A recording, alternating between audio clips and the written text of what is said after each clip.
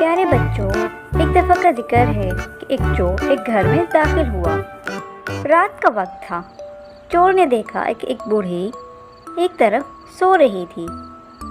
اچانک بوڑھی کی آنکھ کھل گئی۔ چور نے گھبرا کر اس کی طرف دیکھا تو وہ لیٹے لیٹے بولی، یقیناً حالات سے مجبور ہو کر اس راستے پر لگ گئے ہو۔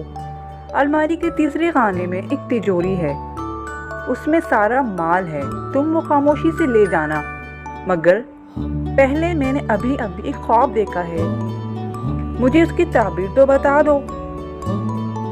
چور اس بوڑھی عورت کی رحم دلی سے بہت متاثر ہوا اور خاموشی سے اس کے پاس جا کر بیٹھ گیا۔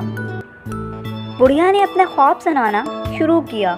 بیٹا، میں نے خواب میں دیکھا کہ ایک چپل میرے پاس آئی اور اس نے 3 دفعہ زور سے بولا، ماجد ماجد ماجد۔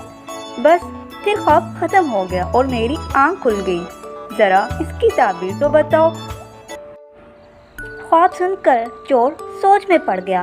اتنے میں برابر والے کمرے سے بڑھیا کا نوجوان بیٹا ماجد اپنا نام زور سے سن کر اٹھ آیا اور اندر آ کر چور کی خوب ٹھکائی لگائی۔